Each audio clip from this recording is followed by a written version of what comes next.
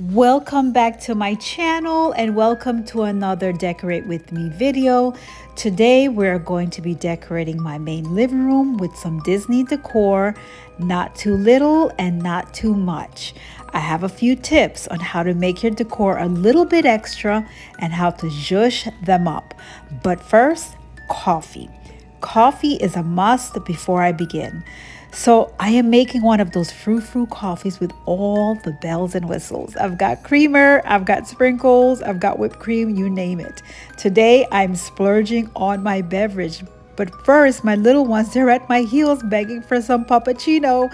So I'm gonna go ahead and just give them a little taste because that's what they're desiring and hopefully they like it. And okay, so I'm gonna grab my cup and now I am on to decorating. Okay, so first things first. I wanted to zhuzh up my center coffee table a little bit more. And I thought maybe to move, the cookie jar over to another side. I figured it might look a little bit better somewhere maybe between the two love seats. So I just decided to clear it off and try something else. So naturally, I had to clean off the coffee table and begin wiping it down so that I can get it prepared. Next, I had this candle centerpiece that's normally for Thanksgiving, but I thought it would look more fitting as the main centerpiece on this table.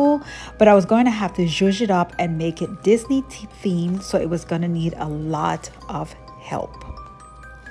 So I had gotten 2 of these DIY wreaths from Michael's, along with a couple Halloween bows.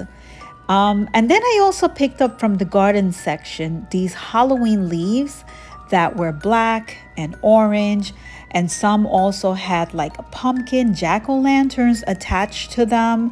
You can find these at the top of the season because they kind of sell out very quickly, so you kind of have to get there sooner. And then I also picked up a couple of these candy corn picks and sticks that will add more oomph to the centerpiece. I then had these small plastic jack-o'-lanterns candy pails that were picked up from the parks, along with some smaller candy jack-o'-lanterns that I found at Box Lunch that I am going to somehow add to the wreath and incorporate it. Next, I had 2 of these spooky trees I had bought last year as part of my Halloween village, and they are battery operated. Then I had a couple of Minnie Mouse Halloween vampire candles I had bought at the Boardwalk Resort gift shop, and they are also battery operated, and oh my goodness, they still work. So now I am going to try to put it all together.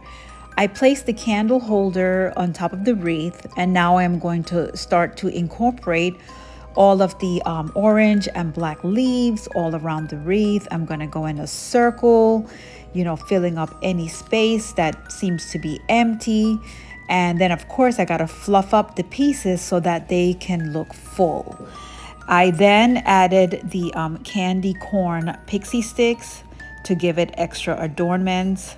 And then I have to, of course, you need to step back several times to just get a visual of the wreath and just to make sure that I haven't missed a spot. Now that I got a good look and I'm satisfied, I'm gonna be adding the final Mickey and Minnie pails to the centerpiece, giving it that extra touch. Now the last 2 pieces, I am going to incorporate it, and I'm gonna take one last step back to see if I'm satisfied. And I think I am. So the last touch for the centerpiece is going to be the Minnie vampire candles.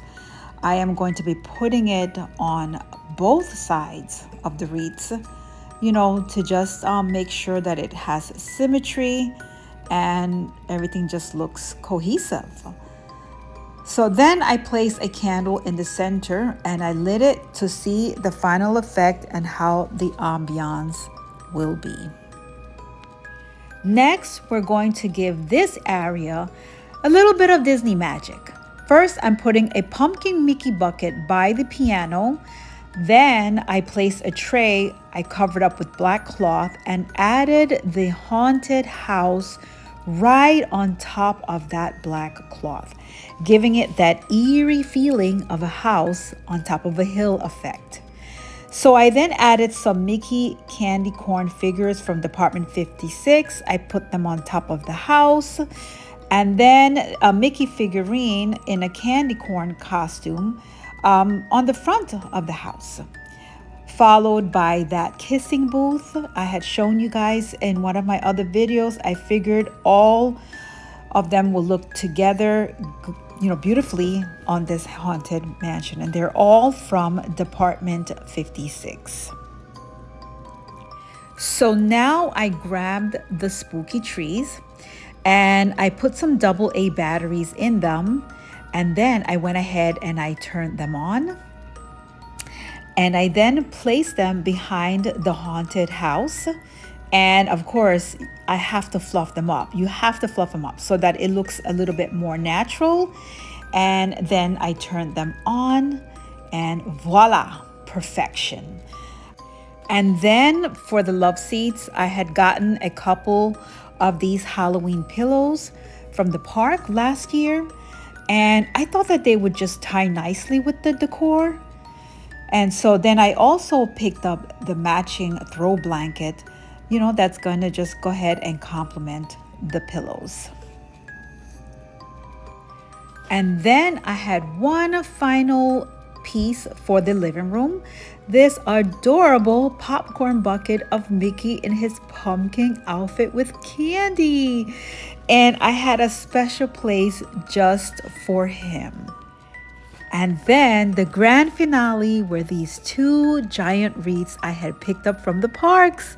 I thought that it would completely complement my double doors at the front of my house. Halloween is coming.